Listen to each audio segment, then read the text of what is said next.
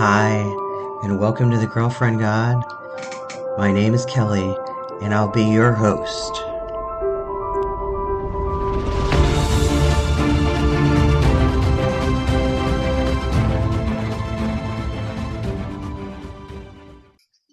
So, welcome to the Girlfriend God. This morning, we're going to be talking to Robyn Watt. Is it Watt? Okay. Yeah.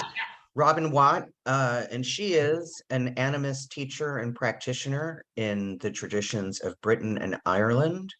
She offers programs for somatic nature connection and soul and ancestor tending in the field of the animist healing arts. After moving to Canada from the UK, Robyn navigated the experience of grieving for her homeland by reclaiming the ancient animist cosmologies of her ancestry. Through this experience, she came into the work of guiding others who also long to reconnect to their ancestral wisdom traditions from far away. You can find Robyn on Instagram at Sacred Earth Grove. That's sacred.earth.grove. And Robyn also offers programs and a subscription option that you can find at sacredgrove.com, where she offers classes and mentorship for developing earth-based spiritual practice. Anything you care to add, Robyn? No, I think that covers it. Right, Thank right. you. So, well, welcome to the show. And I Yeah. always like to thank people because, I've had this amazing experience since I started the podcast of reaching out to strangers all over the world and saying, yeah, I can't pay you. I just want you to come talk about, goddess, at least goddess adjacent things. So you're going to talk to us today about, what do you want to call this episode? Like matrilineal ancestral healing? Yeah, totally. That works for sure. Yeah, Okay. absolutely. Yeah, the mother line, healing the mother line. So yeah, I think that sounds about right to me. Thank you. Okay. Yeah, and thanks for inviting me. It's nice to be here. Absolutely. Yeah. So I do have at least one question kind of right off the bat before you get into your thing. So one of the reasons that I haven't done a lot of ancestral work is because I know very little Mm. about my ancestry. Like most people, well, I don't know if that's most people's experience, but it's certainly mine. I mean, I know what I know from doing a DNA test and getting Mhm. the results on ancestry.com. But beyond that, I really don't know that much. I mean, there are things that I know kind of intrinsically and intuitively. Like Yeah. I was a practicing witch for a long time. I still am kind of witchcraft adjacent, I guess. And I have always had that sense that that is definitely in my lineage somewhere. Otherwise, I wouldn't have it. At least Right. that's my belief.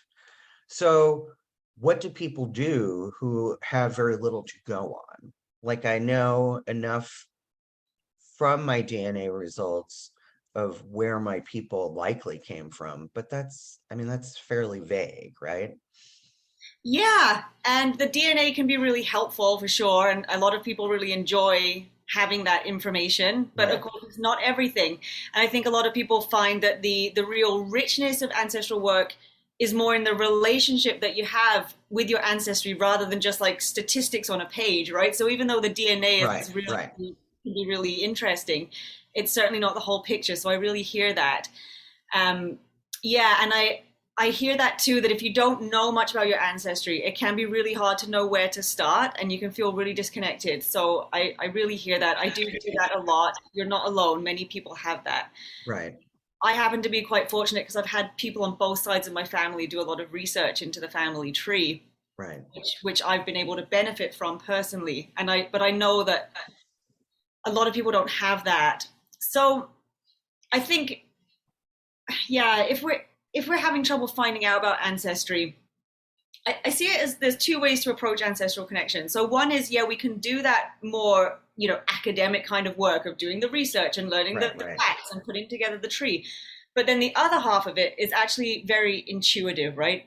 If we right, don't have that factual side, then the other place we can turn to is our intuitive relationships with our ancestors in spirit. And I find that to be a really potent way of getting to know our ancestors. It's a very different way than doing it through the family tree research side, but it's in some ways it actually lands even more deeply and meaningfully for people because you're actually in this practicing relationship with our ancestors in spirit and Right. communicating with them directly, and that can be even more valuable to people. For me, I feel like it's helpful to have both as much as you can. But certainly, if you don't have knowledge of your ancestry, I hear that too from people who have been adopted, even, right? And they just have no knowledge. Right, right. Then our other way in is through this intuitive work. And of course, in our society, that's seen as not as reliable, not as legitimate, not as credible. Right. But in my own traditions of Britain and Ireland, absolutely approaching the spirit world for connection, communication is absolutely a valid way to get to know our ancestors and be in relationship with them. So for the first time ever, I went to a medium a few Mm, years ago, and we've developed a relationship since then. We're friends, and we've seen her a couple times, and I've even done Zoom readings with her. When I ran my business, Moon and Fire, she would do gallery readings on Zoom because energy is not constrained by geography, right? I don't think I knew that before the pandemic. I don't think I probably knew it intellectually, but I really felt that during the pandemic, right. being on Zoom a lot, Yeah. that energy comes through. Anyway, she told me, um, if you want to hear from your ancestors more, you need to talk to them more, Right. right? And what was really interesting in my case is that, so the first time I saw her, it was very clear to me who she was channeling, an aunt of mine that's deceased. But every time I've had a reading since then, or when she's come to me in a gallery reading, obviously I run a podcast that is all about goddess worship, and I'm very into feminine divinity and all of those things. Every single ancestor that has showed up since then has been male. Mm, interesting. It is interesting, right? So, Yeah. and yeah, I don't, and one of them said, I'm the one that gave you the antlers or something. And, I worship a patron deity who is an antlered goddess. So I don't know. I just think it's weird that I'm all about the feminine, but these dudes in my ancestral line keep showing up when I talk to my medium friend. It's weird. Yeah, it is. But I guess we need both, right? We need both in our lives. And Well, so, here's my argument with that. My goddess contains both. She doesn't need a male consort or a male counterpart because intellectually I know that the source to which I pray has no gender, right? It's a right. non-physical entity beyond my understanding. But as a Western esoteric practitioner, I need symbolism and iconography, and like that's how I connect. Yeah. Um, but yes, in some of the other podcast episodes I've talked about that because a lot of people will say that to me. But what about your male energy? Where's that coming from? And I'm like, it's coming from her. It's all coming from her. I don't need a dude, right? Yeah. They've been erased from history and taken over by patriarchal religions, and I'm not doing it. I tried. I tried to be Wiccan, didn't take. Yeah. I Yeah. No. tried to be I tried to be a polytheistic pagan, didn't take, you Right. know. I mean, I am at the end of the day, I am an essential monotheist. So, Yeah. Yeah. Okay. Yeah. No, I hear that. And if you're getting all of that from her, right? So right. so you have it. Yeah. Well, there's So lots of what do you think about that? Why dudes show up in my ancestry in those intuitive ways more than anything else? Well, I mean, it's hard to say for sure without knowing more of your personal journey with it and what, why they might be showing up in your life at a given time. I mean, that would be very personal to you, right, and your life, which I don't know about in detail. But there's lots of reasons, right? I think, especially if we start coming back to ancestor work when our lineages haven't been doing it for a long time. So for most of us who are raised in like the Western industrial culture, we might be the first people that are doing any kind of spiritual practice outside of the Right. organized religion, right, or the church, certainly. Right. So when we start reaching out to reconnect, a lot of people can start coming through because they've Right. been waiting, right? They've been waiting. Right. They're like, thank God you're here. Yeah, We've been like waiting for decades. seriously, longer than decades, centuries, right? Maybe even Right. Right. millennia, right? So, some of the, yeah, I mean, we have ancient ancestor tending practices in the Isles, but the line has been cut for hundreds of years at this point. And so Right. if we start reaching out, sometimes it can be a flood of information, and that's Right. something we have to kind of be careful about. We have to learn how to calibrate that sometimes, Right. because it can all come in as a flood. If you're like, "Hey guys, I'm ready. I'm here. I want I to do this I again." see. When I used to do those gallery readings with my friend Celeste, who's in Lilydale, New York. I don't know if you know what that is or not. So Lilydale in New York State is the largest community of nationally registered mediums living in one place, and it's Oh, been there for hundreds of years. Um, didn't know that. Yeah, it's really cool. So anyway, she lives in Lilydale, and when we used to do these gallery readings online, I could see that. I could see it in her facial expression when she was like, "Calm down, like form a line, because there are way too many of you here." You Yeah. know? It's so true. And you and I, right, we're recording this now on November 1st, right? And in the Northern Hemisphere, this is the time when, in these traditions, Britain and Ireland, this is the time when we are most open. The worlds are most open to talking back and forth. And Right, I've right. seen a lot out there right now. People are connecting to their ancestors. This is a time of ancestor reverence. Absolutely it is, but you want to have a few boundaries in place before you just jump right in. Right. And that's something I like to make sure people are clear about, because otherwise it can be really, really overwhelming. Yeah. Well, So I mean, the same thing happens here, with the resurgence of witchcraft and the phenomenon of that. I mean, there's so much information out there, and there's a lot of, in my opinion, inaccurate information out there, but people want to jump right in and work with forces that they really shouldn't be if they don't know what they're doing. yeah, I think You know it's, what I mean? Like, yeah, I'm old enough that I come from the tradition of, like, you used to go to the library and look shit up in books, yeah, you know? They don't do that anymore. They have the internet. The yeah. That was me too. I didn't have the internet till I was a bit older in my life, like Right. 15 or so. I started when I was younger. So yeah, I did a lot of going to the library and the bookshop too. Right. Well, and I Yeah, had teachers. These yeah, little baby witches are just, going it alone and making it up as they go along. And I'm like, yeah. that's not necessarily a good thing. I mean, I'm all about individualism and finding your own way and doing what you intuitively know is the next right thing. But to not have any guidance at all, I think is a bad idea. And I would guess that that's true with ancestral work too, right? Yeah, yeah, yeah, Like, absolutely. if You you need, look up how to contact your ancestors online, if you Google how do I contact my ancestors, that's probably not a good idea, no, right?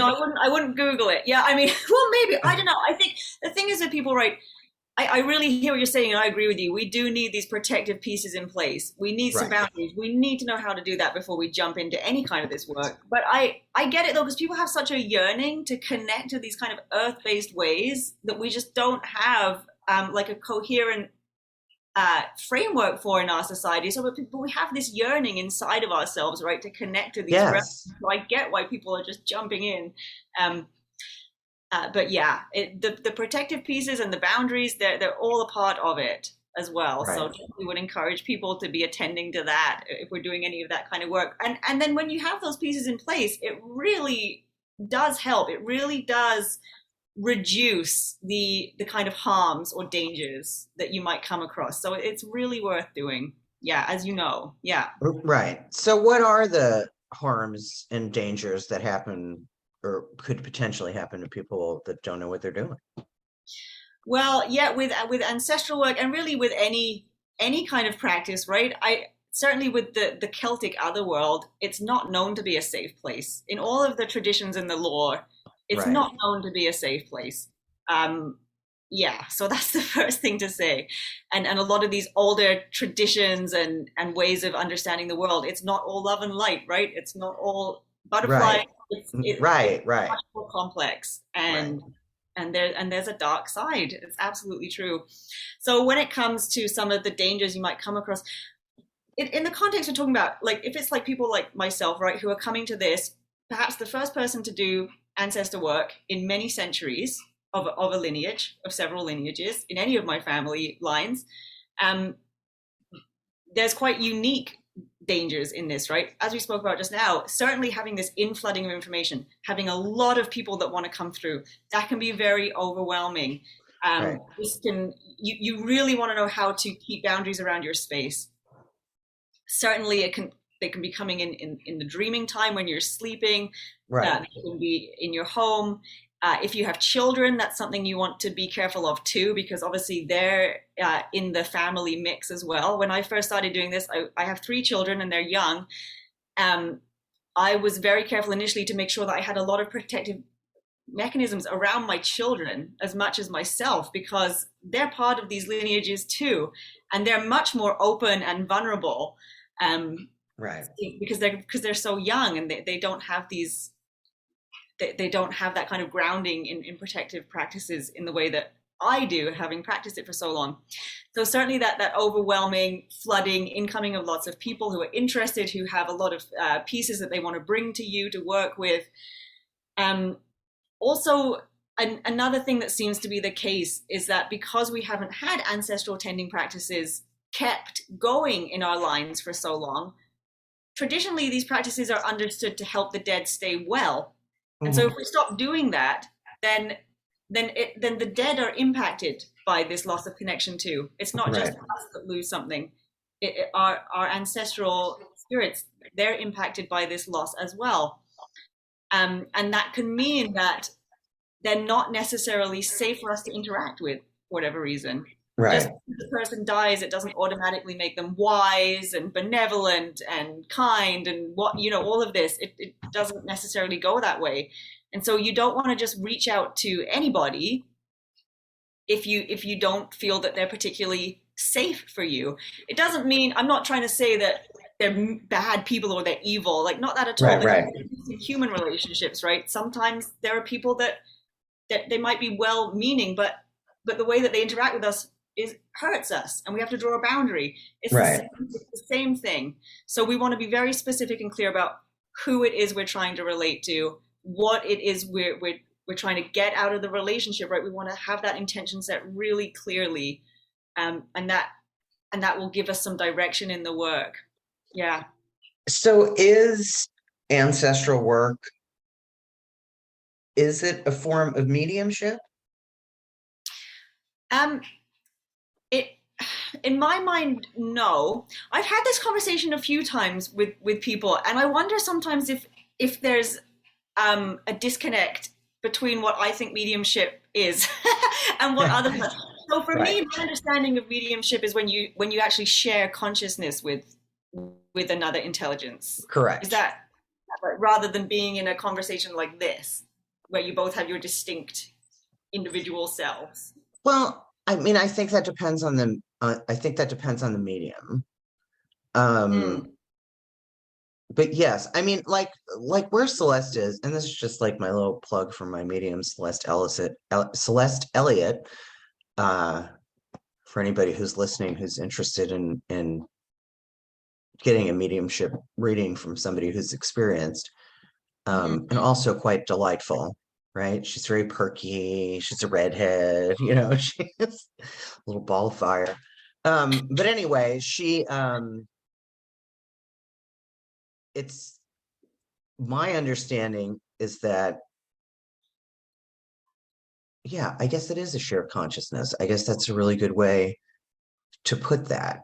Because she doesn't know who the people are, right? Right. So what she'll do in a gallery reading is describe the person and any other information that that entity relays to her. Like, I'm getting an image of somebody who was, had a problem with their throat or had a bad knee, or Mm. and they make a joke about mustaches or something. And eventually somebody in the gallery is going to say that sounds very much like, like my Uncle Joe or whoever. So when she's made the connection to whoever it is in the audience, that ancestor will tell them things that only that ancestor would know, right? That there's no way that Celeste could possibly have that information. So, Yes. Yes. um, but I guess you're right. If it's so, ancestor work isn't necessarily sharing consciousness. No, not necessarily. Okay. No. I mean, so yeah, so I see what you're saying with your friend who does that work. Yeah, for me when I think of mediumship, I would think of somebody not exactly like being possessed, but taking on part of the consciousness of a spirit and then speaking, allowing that spirit to speak through them. If Yes. yeah. It's So like it's channeling essentially. yeah, right. Yes, yeah, like channeling. So you certainly can practice ancestor work that way. Personally, I don't. I keep it as a conversation. Like I keep my distinct self. I don't tend to open myself up to other Right, consciousnesses right, coming in as much control as we have over that. I right, try. right. Um, so I tend to keep it quite distinct and to keep it as a conversation between myself and them Okay. personally. Yeah. So what is that? Well, first, let me pause and ask you if there was anything specific that you wanted to talk about, since I just keep hurling questions at you. That's okay. Well, I mean, when we were talking about what would be a good topic to discuss here, right? Because I know that your focus is very much goddess oriented and Right. the divine feminine, as I understand it. I think that's where your Yeah, focus is. that's where I'm coming from. But like I Yeah, said, I can usually tie things back to that in some way or another, yeah. right? So, So yeah, I mean, what I was prepared to talk about was my experiences in healing the mother line. That's probably one of the most profound experiences over time that I've had in working with feminine energy, probably has been through my own mother line, I would think. So that was the thing that most came up for me in response to the conversation with you. Yeah. right, right. And yeah, and I would like to know more about that because I have a somewhat volatile relationship with my mother. But I mean, Right. it's pretty calm now that we're both older, Right. right? I mean, my parents are in their 80s. Um, Right. Yeah. but I have often, so my mother came from a family of four sisters. Mm. She is the only one that's still alive. My last aunt died probably about 5, 6 years ago. And but my mother is like the international woman of mystery, right? Like I know so little Huh. about my mother's upbringing. Because one of the sisters died and she was young. She was like 57. Um, Right. and she died from early onset Alzheimer's because at that time they didn't know anything about that or how to treat that or whatever. And the other aunt was like the black sheep of the family. And this is the aunt that spoke to me the first time I went to a medium. Okay. Right. Okay.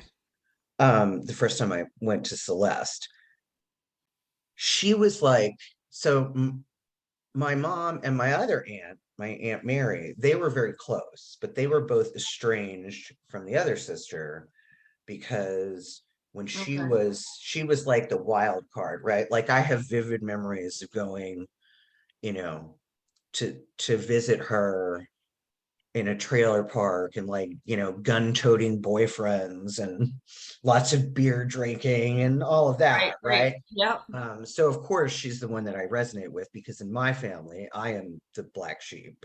right? Right. The misunderstood, Right. the Yeah. my parents don't know anything about who I really am. Yeah. And but there was a like she disappeared for like 2 years. She abandoned her husband and her kids and vanished. Wow. It was like an episode of Unsolved Mysteries. And she Whoa. eventually came back, but because of that, my mom and my Aunt Mary were that's why they were estranged from her, because Right. of that experience. And I have really vague memories of visiting my mother's mother in a nursing home. Okay. Yeah. And I have no recollection of my maternal grandfather because I think he died either before I was born or when I was very, very young. Right. Right. So Okay. again, that's like so that there's that big unknown, Yeah. right? But I can tell you that, you talked about that longing for a homeland, and Mm. in looking at my ancestry and the parts of the world I have always intuitively assumed that because my sister did some school project where she researched the ancestry on my father's side, like back to the Mayflower or something. Right. And so my last name is Applegate. I mean, it doesn't get more WASP than that, right? It doesn't get more white Anglo-Saxon Protestant than that. Um, so his lineage is very clear, and I knew both of my paternal grandparents, and I was close to them and spent a lot of time with them. But this mysterious side with my mother's maiden name is Minor, and I can't remember what my mother's maiden name was. But I've always kind of intuitively, right, and then confirmed through ancestry.com that I have a lot of like kind of Eastern European, Slavic, Czechoslovakia, Oh, okay. Yugoslavia. I have a lot of that in my line on my mother's side. Right. That's what I'm most curious to learn about, Yeah. you know, because Yeah. I've read like Slavic mythology and folklore and witchcraft practices that were Yeah. specific to um, that part of the world, and also like these kind of northern Germanic tribes. But I have that longing Yeah. for sure. And I have the longing not only to return to a place, but to return to an earlier time in human history, right? Yeah. Because I believe I read a book about pagan ethics, and in the introduction, the guy was saying, ever since man became separated from the land, we've been on this collision course ever since. And now we're here. And I believe that. So I have a longing for when we were all hunter gatherers. You know what I mean? Yeah. Um, so what, like if I was your client and I came to your website and told you everything I just told you, what would you advise me to do? What I would say, what I would invite you to consider to see how it felt to you would be to connect with much older ancestors of that land that you feel really drawn to. Right, So I personally wouldn't start off going to the more recent dead. right, I right, would go back quite far, closer to the time when those more earth honoring practices were in place right, in a more stable way, as much as we can tell, right? Because right. yeah, I agree with you. The comment you said about the pagan ethics book about how when we became disconnected from nature, and I mean we can talk about this very broadly, right? But my understanding of that is that really happened with agriculture, um, Yes, where we yes. That started was that was the death of us, really, was the I dawn think, of yeah, agriculture. in many ways. And obviously at the time when it was coming in, it would have been very complex. It didn't happen overnight. There would have been many reasons why people adopted that as opposed to the hunter-gatherer lifestyle that's hard for us to comprehend today when we have so much convenience and ease with food and Right. everything. But But I mean, that's the history of witchcraft and the tradition of wise women in the tribe who were magic because they knew what to plant, where to plant it, what was poisonous, what wasn't, Oh like yeah, how, and that had to be intrinsic knowledge, yeah, right? Like yeah. the first woman to do that, nobody told her to do that, right? Yeah, I mean, yeah, interesting to think about how that came about, isn't it? Yeah. But I really resonate with those earlier times of being much closer to the land and not trying to dominate the land or force the land to be a certain way, but to be a little bit more in step with just following how nature designs herself, essentially. So Right. so And yeah. that's one of the reasons that, so, my patron goddess at Ellen of the Ways is an antlered goddess, and I've read a lot about the folklore and the traditions of these reindeer tribes. Mm, Like they lived with and traveled with the reindeer. yeah. They ate whatever was in season. Every now and then they'd have to kill a reindeer, right? But they used all the parts, they used them for food, they used them for clothing, they used them for shelter, they Yes. made tools from the bones. Um, Yes. and they went wherever the reindeer went. Yeah. They And did. they slept with them and they ate with them like they were family members, which if you believe people can reincarnate as an animal, maybe they were family members, what do we know?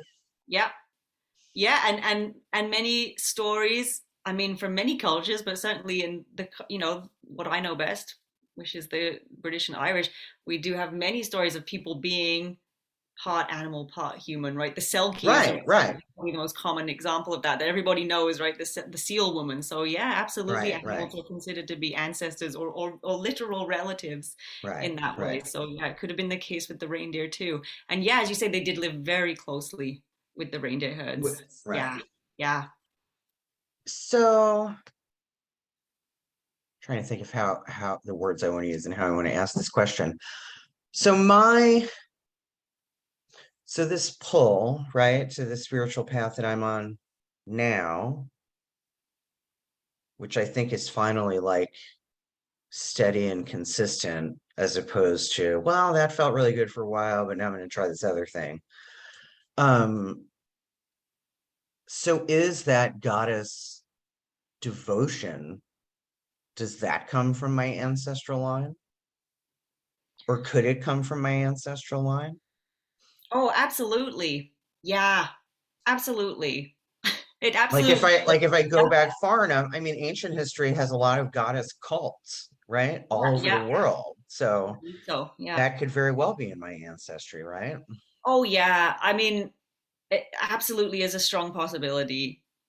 Certainly when like look at Brigid, right? Or Brigid of, Right, of the Isles.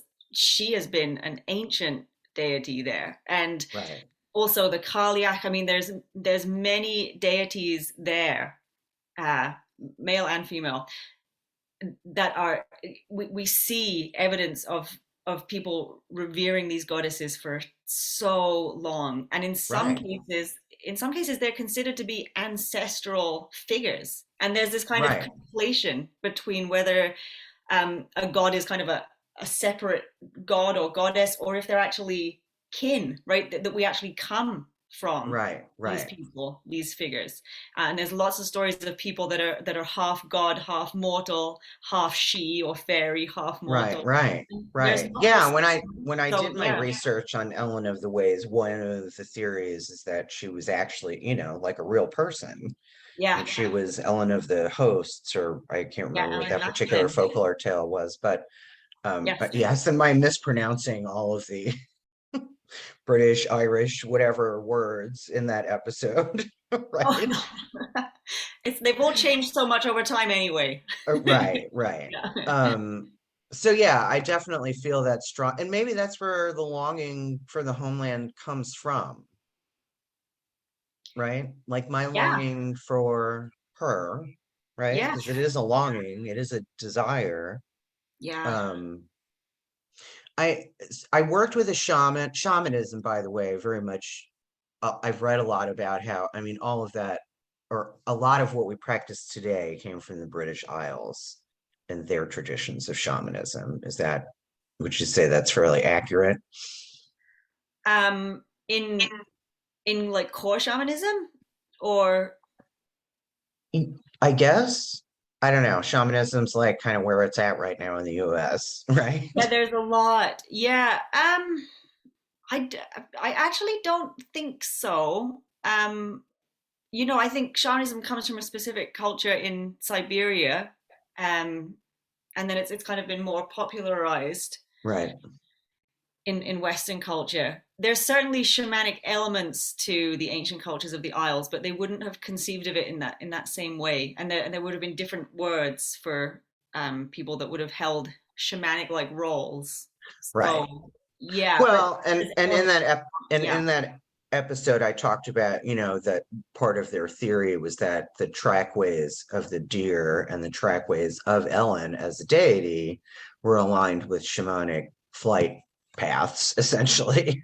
right, right. Yeah, it's an interesting theory. Yeah, no, I've heard that too. Yeah, I mean, I think when I hear that, it's hard to know for sure what was going on back then. We don't have Right, right, but I think what we do know and what that kind of thing speaks to is that it's very connected to the land. Like these yes, ways of relating to the sacred, they're embedded in the landscape. And this idea of the trackways being these lines, I think whether that's actually factually true, specifically with that piece of information or not, it's this wider piece of knowing that there's magic in the land, that the land is sacred, that we've been honoring the land for all of our existence as a human species, and it can look like many different ways, and that's right. what it speaks of to me. Yeah. I mean, and with Native Americans in the US, we still, that those kinds of traditions are still very much alive, Hmm. right? Because Native Americans here still practice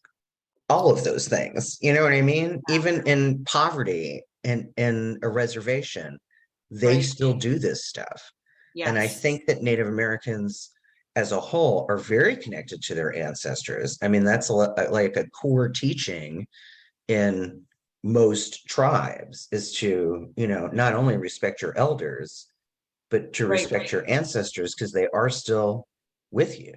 Yes. Yeah. So, Yes, from what I know, I believe that's the case. I know many people in Canada here where I am, many Indigenous people are trying to reclaim their traditions as much as they can after so right. much was really decimated over the past few hundred years. But I think any kind of earth-based Indigenous culture, right, that's existed at any time, to the best of my knowledge, it's hard to generalize, but to the best of my knowledge, has had some form of ancestor reverence. It does seem to be the case. Yes. I know that in the case of my own traditions, and what I know of others too, it seems to be this innate need we have as humans to be in communion with the dead. I mean, in Britain and Yes. Ireland, people were communing with the dead over and over and over again for a really long time. It's one of the few things we can say for certain about these so-called Celtic practices is that ancestor veneration was absolutely happening for a very long time. Yeah, Right. there's lots of evidence for that. And so it's one of the pieces I lean into the most because I know that it's so fundamental to those cultures and ways of life. And I can pick up that piece again and know that I'm stepping into these traditions Right. by practicing ancestor veneration. And Right. that's really meaningful to me because I think there's wisdom there. If they were doing that for so long, there was a good reason for it, right? It Right. Right. kept the communities well. It kept them well, and it kept there was something there that was very necessary to the well-being of these cultures. Yes. Yeah. And so I haven't released this episode yet. Um, it's actually the episode that's going up this Saturday. I talked to Carla about the hypogeum in Malta.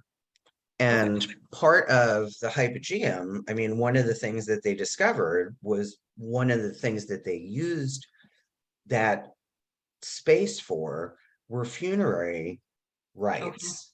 So the people would go into this cave and hang out with their dead, right? Like they would eat and party and dance and sing and whatever, with their With however many relatives yeah, just there.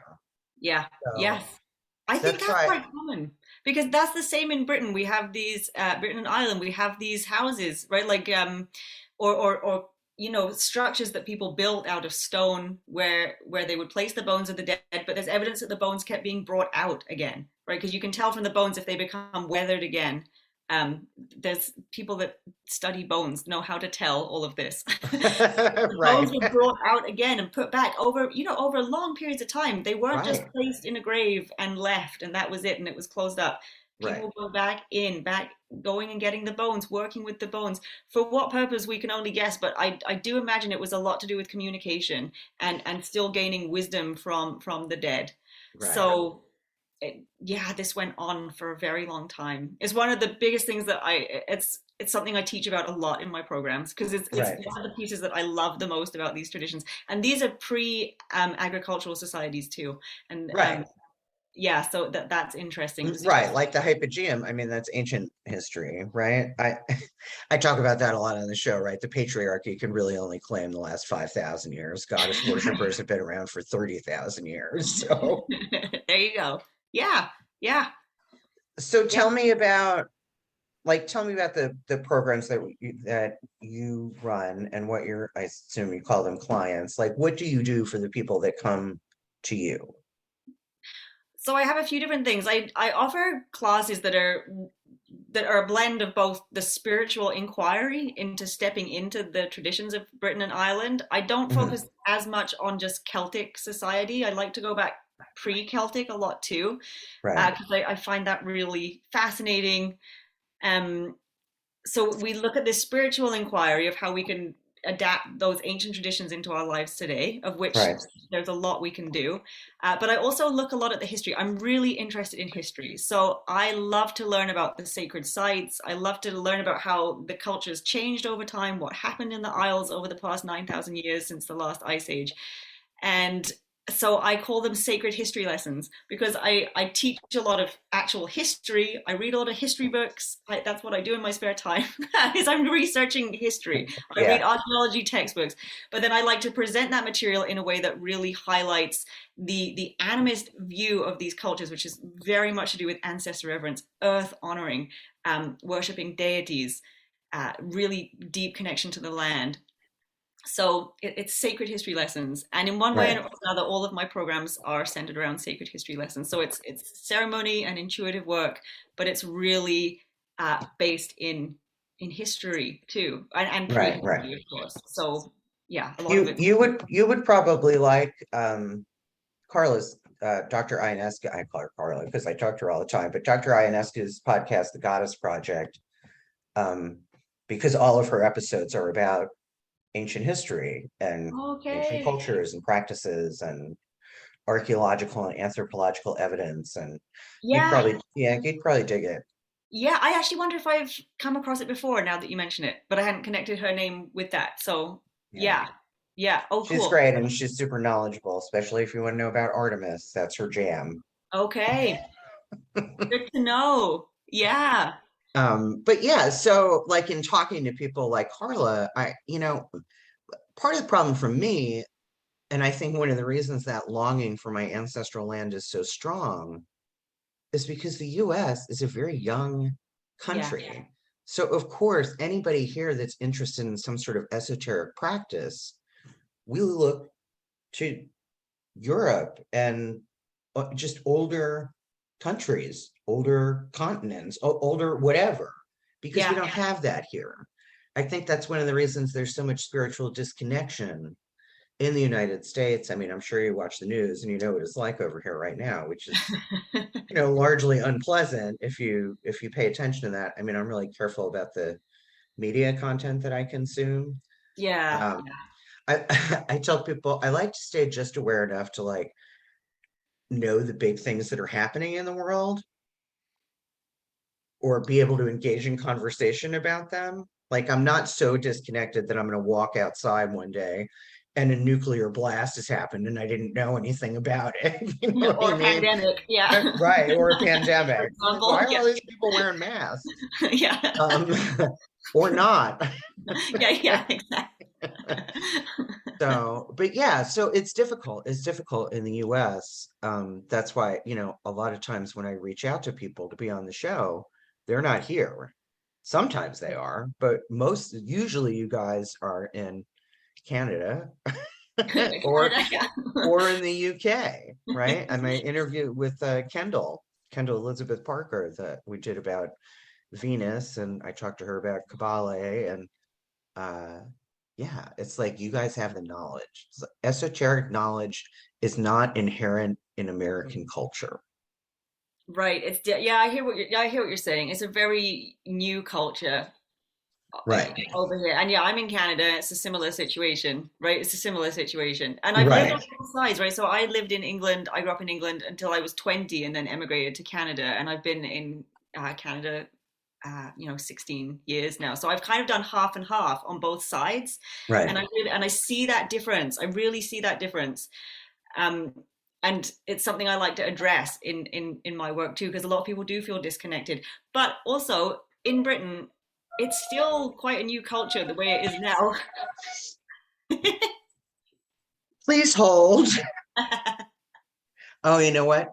It's Tuesday. And Tuesday, I have a really funny story about this, and I will edit this out later. It's Tuesday, and in Tuesday they test the tornado warning sirens Oh, because where I live, right? that's exciting. I have tornadoes So too. Yeah. so yeah, but I don't know. Champagne's like it's in a valley. I don't know how you can have a valley when everything's flat. But usually when tornadoes hit this area, it's like all like scattered little podunk towns that are outside Right, of right. Champaign-Urbana. I don't know if a tornado has ever actually run through Champaign-Urbana. Oh, yeah, I hope not. So Yeah. when I first moved out here and went to undergrad and was an undergraduate student, I lived here for 4 months before I realized that it was a test. I thought it was a coincidence that there was always a tornado warning on the first Tuesday of every month. The tornadoes schedule themselves. Right? I don't Oh, wow. You must get really a I lot don't of tornadoes to have to do regular. well, we get a lot of tornado warnings. Right. But actually, you know what? I shouldn't say that. That is true because I mean, a lot of those little towns i- out in the country have been decimated by tornadoes. So it's That's necessary. It awful. was a necessary intrusion there Yeah. No, that I I'm would glad. have. I'm glad they're doing it. Yeah, good.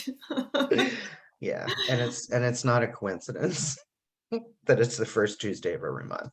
That's what I learned in graduate school. That's the main takeaway from graduate school. Good. Well, Oh goodness. So where are you in Canada? I'm just curious. I'm in Ontario, so it's like Okay. Central Eastern. Yeah, if Okay. you know where that is. It's actually not. It's kind of above New York, right? For that point of reference, where you went. Yeah. So Right. That's the area that I went. I've only been to Canada once. We took a trip because it was a drivable distance when we lived in the Pittsburgh area to right. go up through Lake Erie. Yes. Um, and we stayed at this amazing Airbnb. It was this giant house. There were five of us. It was great. We had a really nice time. That's the only time I've been to Canada. But we went in March and it was like gray and rainy and Would have been cold. If you were in yeah, Ontario, it would have been cold. it was a Maybe little you're used cold. to that. I'm not used to that. It never gets this Oh, cold. yeah, I'm definitely used to it. Anyway, so what were we talking about before the siren went off? um, those cultures, like having to look to the Europe. You were saying you feel like you have to look to European cultures to find Right. a deeper history or deeper practices. Yeah, I think. Really?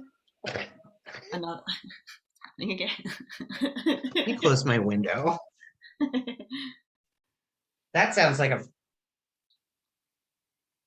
That sounds like a fire alarm.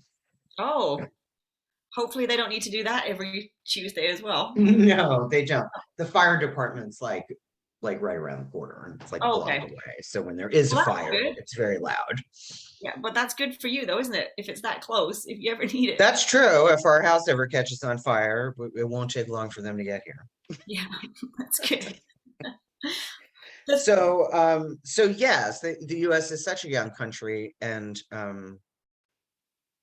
that has been that has always been dominated by Christianity hmm. and a male monotheistic viewpoint. So, like, I don't know how we overcome that as a country, because that happened elsewhere, right? I mean, Yeah, Christianity, all the Judeo-Christian traditions are the largest religions in the world.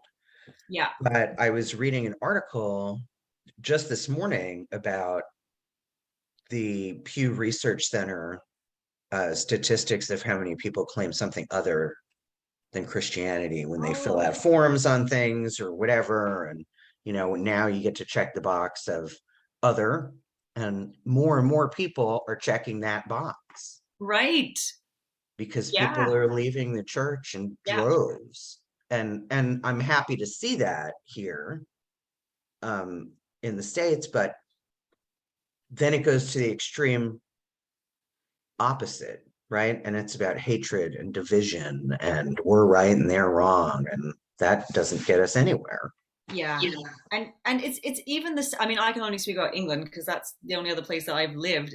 But it's the same there, right? So even though we have that connection to more ancient traditions on the land, like we see it in the landscape, the stone circles being a really obvious example, but Right, culturally, we're very, very far away from those ancient earth-based traditions. Culturally, right, we're the same, right? In England, it's the same. It's been Christian for a long time. People are similar to the States. People are leaving the church in great numbers now in the UK.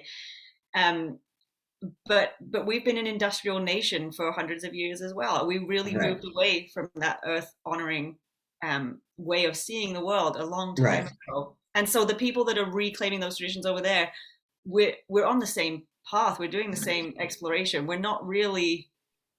I wouldn't say we're that much more far ahead. We just have right, that right. in the land. Like we just have that history in the land. That's one of the really big differences is that we can go Right, and visit these sites and they're all over the place and we can go right. and sit there and be with them. And Well, and here I mean, we do have a wealth of resource with our Native American population, yeah, lots of right? history. Lots of Um, history here. Yes. and people who, like the shaman that I had in Pittsburgh, I mean, he has Cherokee in his line. He knows his ancestry. He learned from his living ancestors. Um, Right. so Yeah. I'm trying to think of what my next question was, and it completely escaped me. What else do you want to talk about? So, I mean, in terms of, I mean, ancestor work seems like,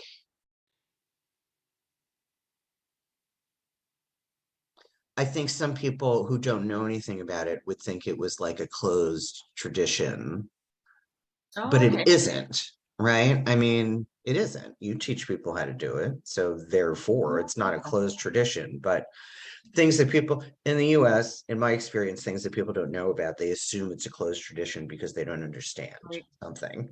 Right. Right. Well, everybody has ancestors. Everybody has ancestors from Right, somewhere. right, Often right, from many different places, right? Often we're a mix of many different ethnicities and homelands. Um, it's not tending to the dead itself is not a closed practice, but it has different cultural expressions. So right, it might be that if you're depending on your particular ethnicity or your culture or where you come from, you might want to learn about the traditions of that place and that culture. For right. me, obviously, it's been looking at the British and Irish traditions, and seeing how my people used to do it as much as we can see that. So tell me about that. In our little description of you at the beginning of the episode, you did say Irish and British traditions. Hmm, Talk about that a little bit. Like somebody like me, or somebody who doesn't know anything about any of this, they're right. going to say they would read that description on your website and go, well, what does that mean that she uses these particular traditions? What are these traditions? Can you speak to that a little bit? Yeah, for sure. So, I mean, they're more popularly known as Celtic, right? That would be kind of the synonymous way of saying it that people would understand right away, like, oh, Celtic, right? Right, I don't like to call it Celtic because I don't just look at the Celtic period. right, So it would be inaccurate for me to say that, and also because the word Celtic has had a lot of misinformation attached to it at this point, and there's a lot, it's got a lot of baggage, and a lot of what I teach doesn't go there, so I don't want to give people the wrong impression. So but essentially, yeah, it's what can be found in the archaeology and the mythology and the history over time of Britain and Ireland. And I don't focus as much on Ireland because I don't have as much of a connection to Ireland, but it's still in there a little bit, so I like right. to. It's in there a little bit in your accent. Well, Right. exactly. Um, And yeah, I mean, there's a lot that we can know, right, about how people related to nature and ancestors and deities in the Isles and Ireland over time. So that's what I teach about, of which ancestor reverence is just one part. right, Yeah. right. It's an interesting theory about goddesses or gods, in mythology, that some people believe that they were human, or they were the result of intercourse between a deity and a human. I think it would be interesting if we could figure out a way to tie all of us to that, right? What if we're all walking around with the lineage of a supernatural, non-physical Yeah. entity in our lineage? Right. Yeah. And because I do wonder, what causes people who've never done anything like this before to seek that. I mean, I think that is that longing that we talked about earlier, right? That's why people turn to esoteric practices and witchcraft and start reading Aleister Crowley, and you know Yeah. what I mean? Because they're dissatisfied. But I think so many people, they don't know what they're looking for, but Yeah. we do, right? But we do. I think so. Like you say, though, for me as well, and like you said for yourself, it can change too, right? Right, And different parts of our life, we're looking for different things.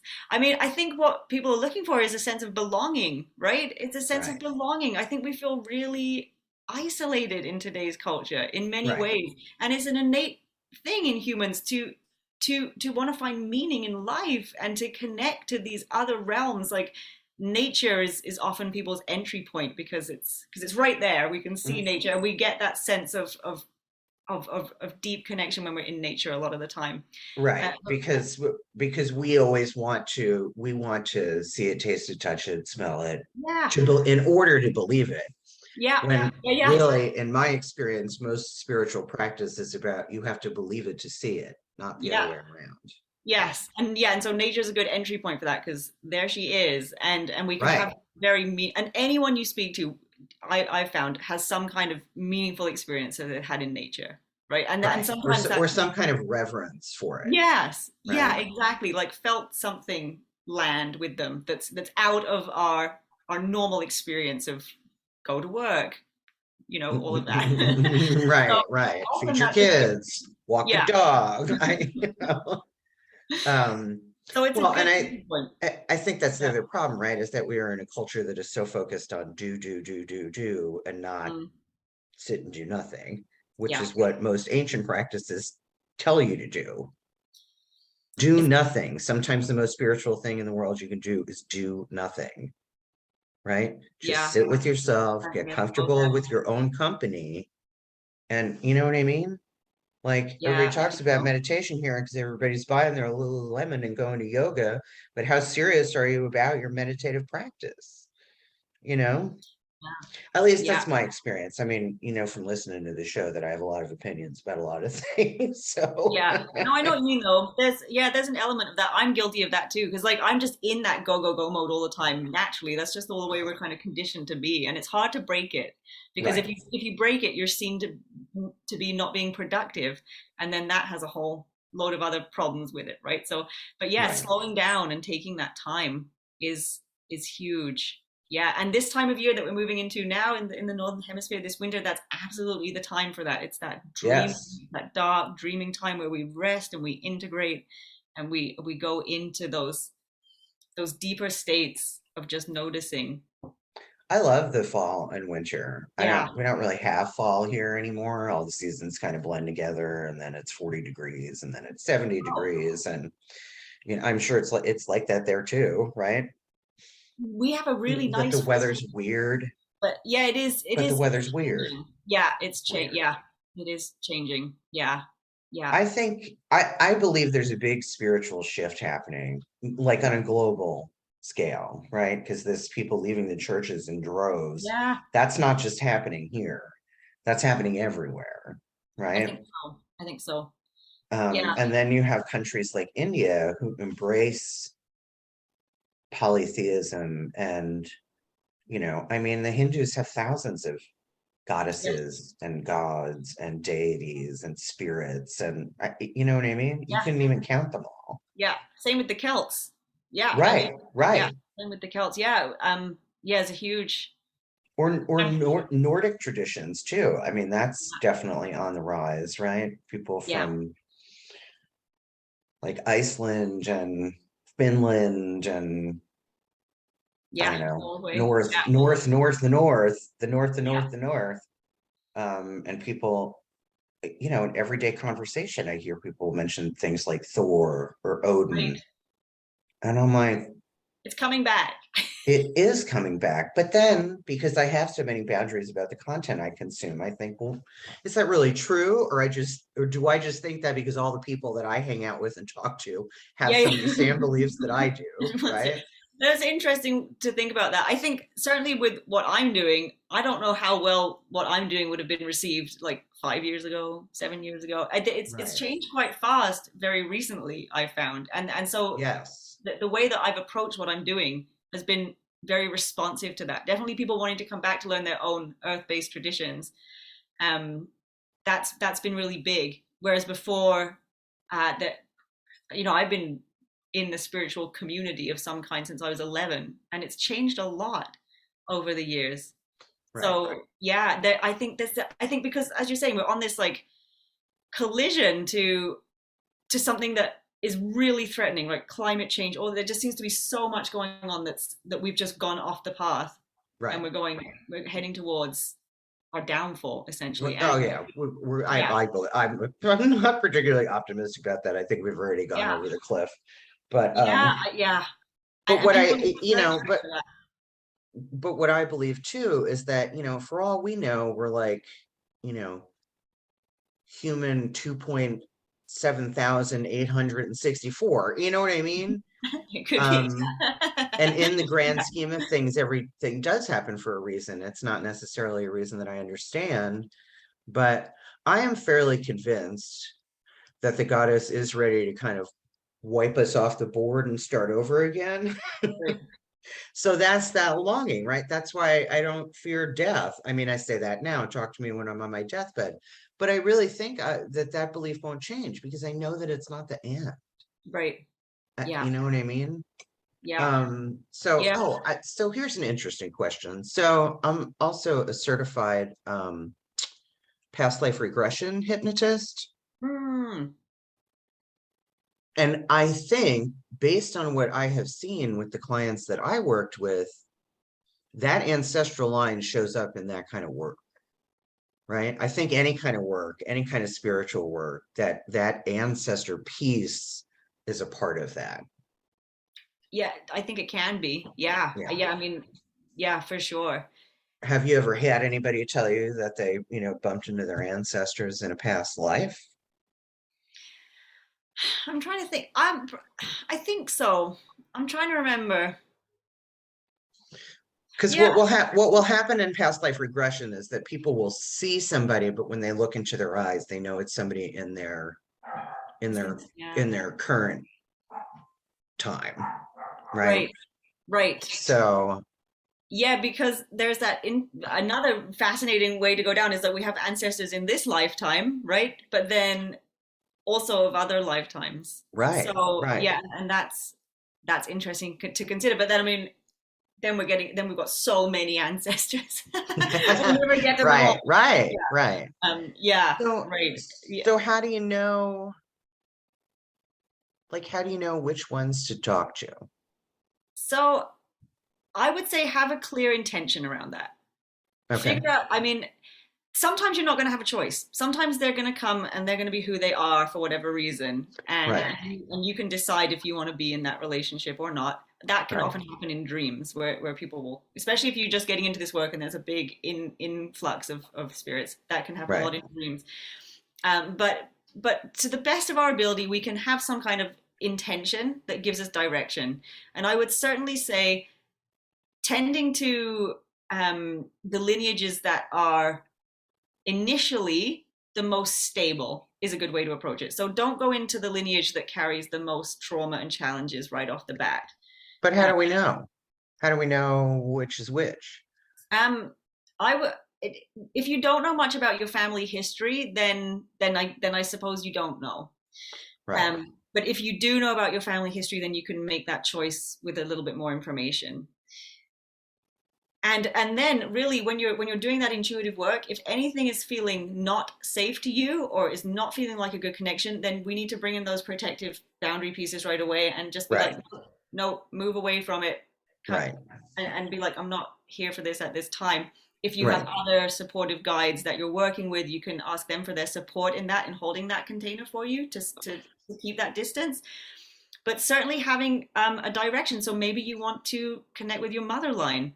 A great place to start is to ask for what blessings come through the line. That's and reclaim those. So all of our lineages carry blessings. They carry good things, good fortune, gifts, joys, and we can reclaim those. And that's a really great place to start with ancestral work. One of the great things about working with our ancestors is that they, especially when we go to the older ancestors that are well in spirit, they have so much love for us because it's family, right? right. It's very different from working with a deity or other kinds of spirits. It's a very different kind of relationship because it's family.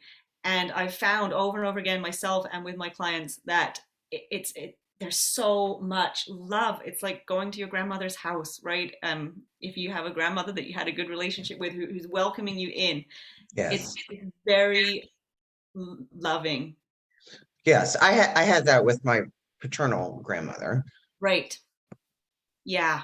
Loving, accepting, welcoming. Yeah. So, It's good to have that intention off the bat. Go for the blessings first. What can be reclaimed in this lineage that is beautiful and life-giving and you know kind and joyous. so how do we find that out? Again, I'm gonna just use myself as an example. I come to you and I say, I want to heal, not that I want to heal. Well, I guess a lot of people probably come to you and say, I want to heal trauma in my family line.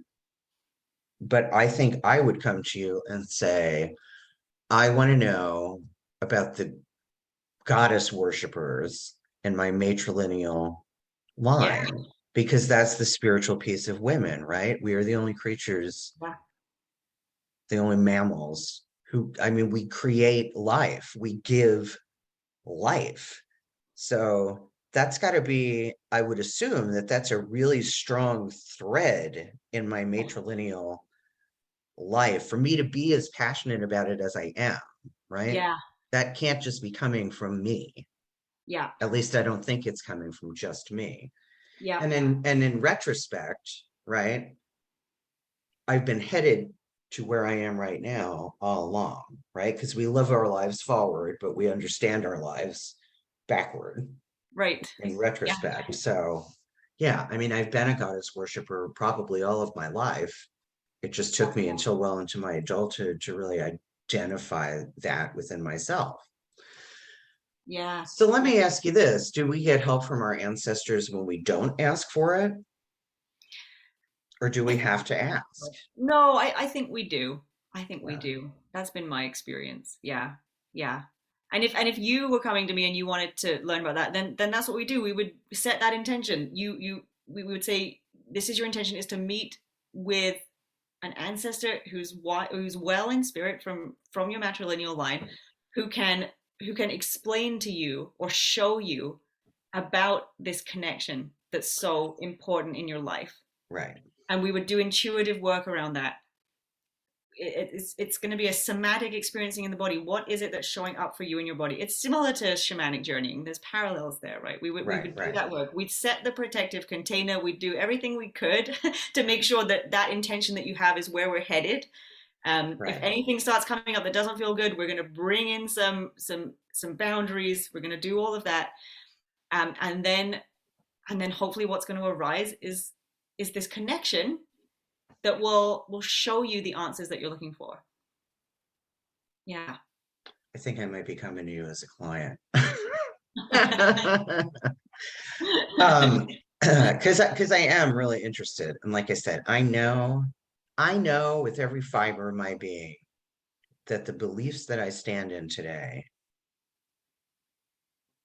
I mean, it is so connected to my essential self, right? Because we have more than just our physical body. We have our intellectual body and we have our spiritual body. And it's that intrinsic knowing, right? It's the knowing. Yeah. That's one of the reasons I asked you that question, because I think my matrilineal ancestors help me, even though I don't know that that's happening. Yeah. Just as my goddess has her hands in my life, whether I know that's happening or not. I feel fortunate that I do know, but I'm human and I suffer from the human condition, right? So I have doubt and, I struggle sometimes, but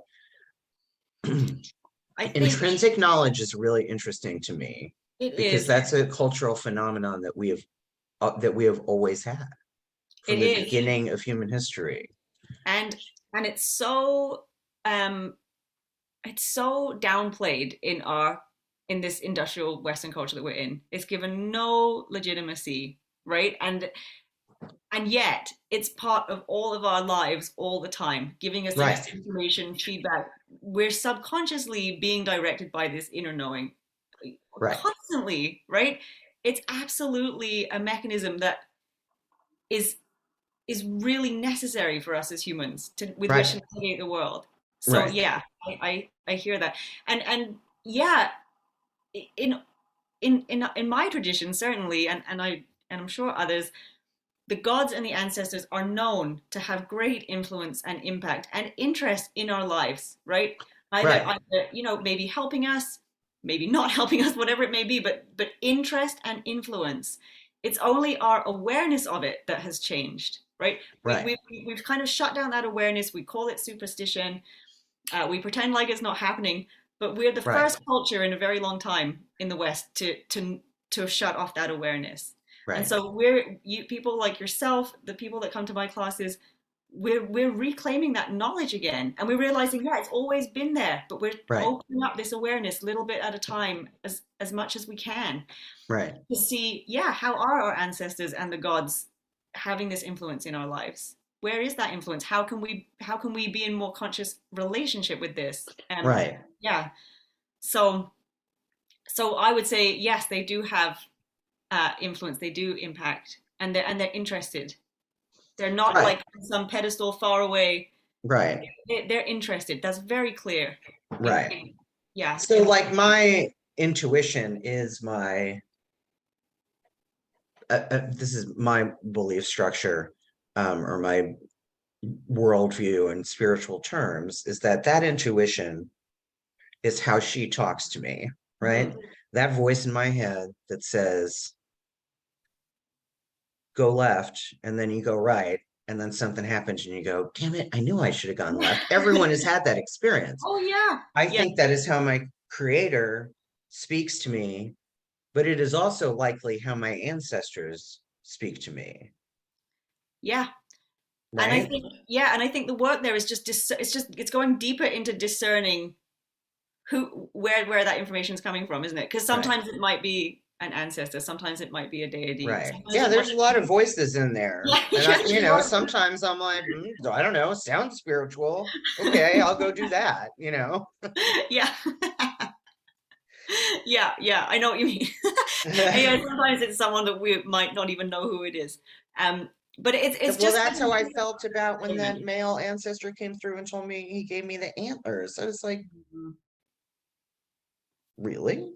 So I probably have male, or I have male goddess worshippers in my lineage Oh yeah, as yeah, well. yeah, yeah, absolutely. Oh yeah, yeah, definitely. Men worshipped different goddesses.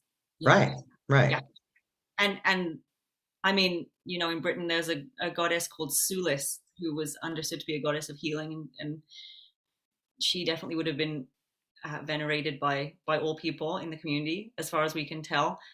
Same with Bridget, same with the Kaliak, same with the right. Morrigan. Yeah, it was. Celtic is very popular in witchcraft culture. Like a Yeah, lot of people kind of yes, flock to that and that resonates with them. yeah, Maybe because that, I don't know, Celtic mythology has been more portrayed in popular media than other traditions.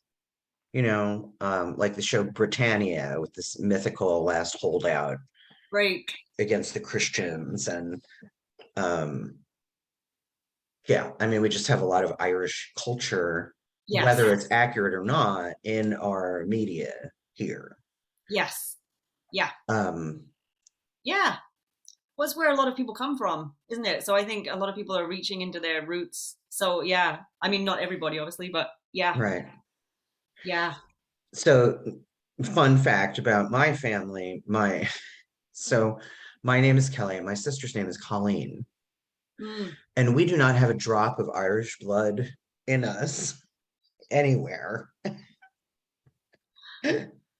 yeah, I don't know if my parents were, maybe my parents were seeking their spiritual life in Celtic practice. I don't know. maybe. I think that's highly unlikely, but I don't know what my parents were like before me and my sister arrived. Um, I don't think they were very spiritual people, but Yeah, what do I know? Because I do know so little, particularly about my mom. yeah, And I think now that she's getting older, she's a little more open to questions about that. Like when I asked about that sister and why they hadn't talked to her in all those years, and she told me I had heard the story before, but she gave me a lot more detail. So she's open to talking about things like that. But I can also see that it's very upsetting to her to talk about yeah. things like that. So I don't want to. So I'm going to ask you one last question. Mhm. Uh, so how do people heal trauma through ancestral work? I assume that a lot of people come to you for that, right? Is that they want to heal their matrilineal line. Yes, okay, yeah, for sure. There's a lot to say about that. And I want to be careful about it because I'm not a therapist of any kind, right? I'm not a trauma Right, right, therapist. I can't heal anyone from trauma. I'm not right. qualified to do that. Usually the approach that we would take with something like that, and again, it's going to be really dependent on the particular type of challenge that is in the lineage. Right. Everybody has lineages that have problems, that have trauma, that have difficulty. We all do. It's just part of being human. Well, let's So, assume that most people have trauma in their matrilineal line mm, having to do with being abused by or dominated by men. yeah, I'd say that's a fairly common thing that you're going to find in matrilineal work, right? very, very common. It'd be very unusual not to find that. So, yeah. So it's going to depend. It's hard for me to give a general answer. It's really going to depend on the individual person and what they're coming to me with. Right. But as generally speaking as I can, first of all, we want to establish a connection with an ancestor of that line who is well, who is safe to interact with, who has done that work and is very well seated and stable and grounding, right? We want to establish that connection first. And we're going to lean on them as an elder, if they're willing to do this work, to help us with that healing work. We're not doing it ourselves. It's not on our shoulders to do it all ourselves. When we're looking at these lineages, this is hundreds and hundreds of generations.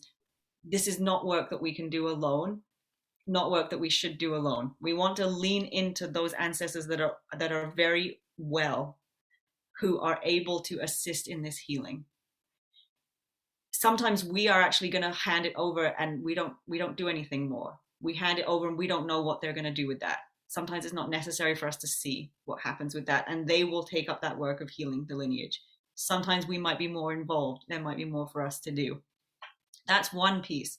Another piece is looking energetically at what's going on for us in our own lives, that we can heal in some way, that we can do something about, that we can shift, right? So my realm of work is certainly in the energetic field. As I said, I'm not like a mental health practitioner or a doctor, Right. but in the energetic field, we can look at what might be going on there that is ours to do on a personal level. But again, we want to be leaning into the support of those elder spirits who know how to hold this space very well. Right. So I think that's probably as much as I can say without it being an individual person's inquiry, which would which would make it a lot more detailed and yeah. Does that make sense? It does, of course it does. Yeah. I don't think I have any more questions. Yeah. Is there anything else you want our listeners to know about the work that you do, or the traditions that you work with, or anything in particular you want to make sure people hear? Thank you. Yeah, thanks for the opportunity. It's been really great to chat with you about this. I obviously love to talk about it. Well, yeah, I mean, I'm most active on Instagram. I post a lot there. I have a subscription site where we do sacred history lessons every month of a different sacred site in Britain or Ireland. And we also do intuitive work around that. And I offer programs as well for connecting to these traditions with that kind of accurate look at history. And yeah, and I do offer one-on-one sessions too, but I don't do that as much. I tend to do more of the teaching, but the one-on-one options there for people that really want to go deeply into their own personal work. Right. So that's what I would say. And I just I feel like we're at a point in history really where going back to the roots of our earth-based traditions is so important. It's really something that many people are seeking at this time. Right. And I'm just really happy to be able to offer something in that space. So it's my life's work, and I'm just happy to be able to do some of that for others. Yeah, thank you. Cool. So just out of curiosity, and I'll get to the 3 questions in a minute that we asked. Questions that I ask. I used to have a co-host, so I'm so used to saying we, but really it's just me. Just me. Do you, and you don't have to reveal this information if you don't want to, but is there a religion or a concept of a god, or like, what does your spiritual life look like outside of ancestral work?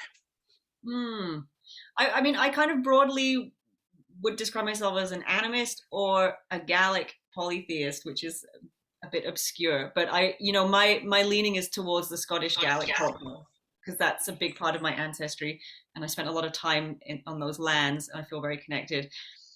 So yeah, I'm in relationship with my ancestors. I'm in relationship with several deities of my tradition. Brigid is the person I have the strongest relationship with, and with animism, it's very much to do with earth honoring. I really spend a lot of time in nature and find a lot of sacredness in nature, and relating to nature is one of the biggest parts of my life in my spiritual practice. Yeah. So would you consider yourself a polytheist? Yeah. Yes. Okay. Yeah. I do. Yeah. Okay. So I ask all of my guests the same 3 questions at the end of the show. Are you ready for those? Let's do it. I need to add like a drum roll. Yeah. To the audio, which I can do. I'm going to do that with this episode. So the first question is, share something with me about yourself that people who know you well would be surprised to learn. Oh, I eat a lot of junk food.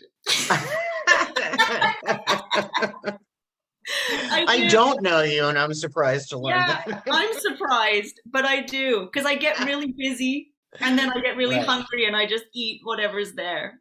So right, even though I right. have lots of fancy ideas about how to eat, a lot of the time I don't do it. And I think a lot of people would be surprised to know that. So now you know, anyone that's listening. Yep, yep. Yeah, my 4 listeners or whatever. Um, okay, so the second question is, what are your current favorite television shows or movies? Anything that you're really, really into right now? I don't, oh, okay. I don't really watch very many, but if I can't, this is so silly. I can't remember the last time I watched a movie. Isn't that crazy? I watch a lot. If I watch a movie, it's with my kids. I really love um, the Song of the Sea, which is an animated movie about the Selkies. That's a beautiful movie. Okay. And other than that, I watch a lot of documentaries about British history on YouTube, like Time Team.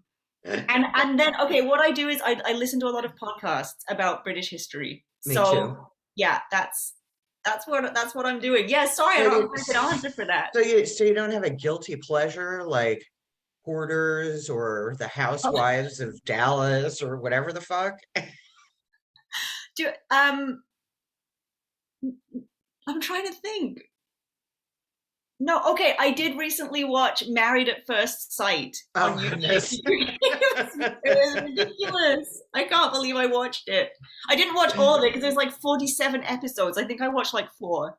Yeah, so I did Okay. watch that last month. Yeah, Okay. that's true. Good. Yeah. So the last question is, if you had to pick one song Mm. that was the theme song on this, if your life were made into a movie, what would the theme song be to about your life up to this point? And you can only pick one. Oh my God. That's such a Oh, there's so many. Okay, This is my favorite question. because Kendall told me the Imperial March. And she's in the UK, so it's funny. So it could be oh, as oh, obscure okay. or off the beaten path, or Yeah, Carly, yeah. some sort of Taylor Swift song.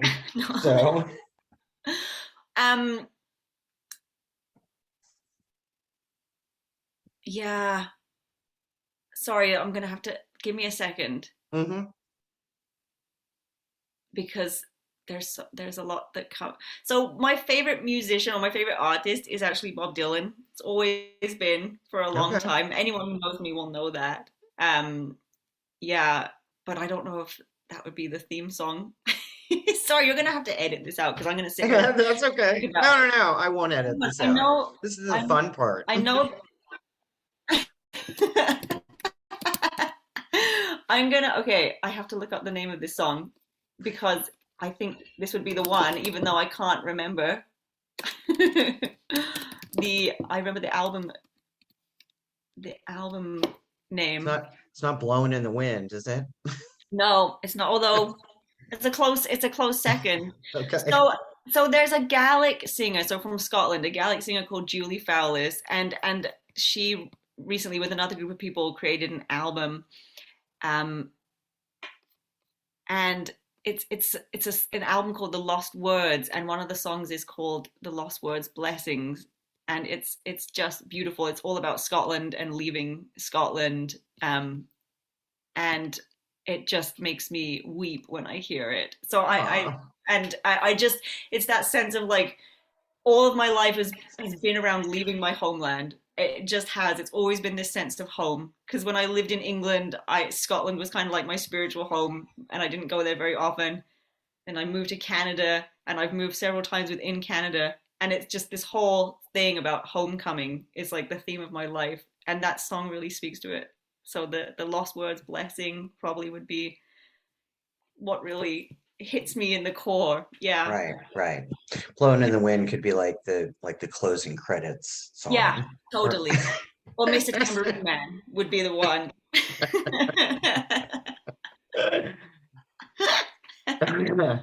Yeah. Well, thank you, Robyn. Thanks for making the time to do this with me. Yeah. Uh, I hope you continue listening to the podcast, and I hope that I can talk to you again sometime about some goddess adjacent matrilineal healing thing. Don't be surprised if you hear from me as an incoming client, right? You probably have a form that people fill out, and you're going to be like, "That's Kelly. I know that's Kelly."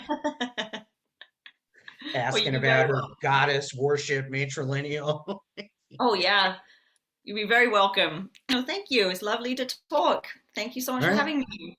go get the dog out of the crate Yeah. and have a Time for a wonderful walk. day. You too. Be careful Okay. with those tornadoes. Okay. Thanks Bye. so Bye much. bye. Bye. Thanks for listening to The Girlfriend God. If you'd like to contact me with questions, or you want to be a guest on the show, or you have a suggestion for a guest on the show, or you have a suggestion for a topic, email me at thegirlfriendgod@gmail.com. You can also find The Girlfriend God on social media, on Instagram and TikTok. You can contact me there as well. Thanks for all your support and for following, listening, liking, and sharing. The Girlfriend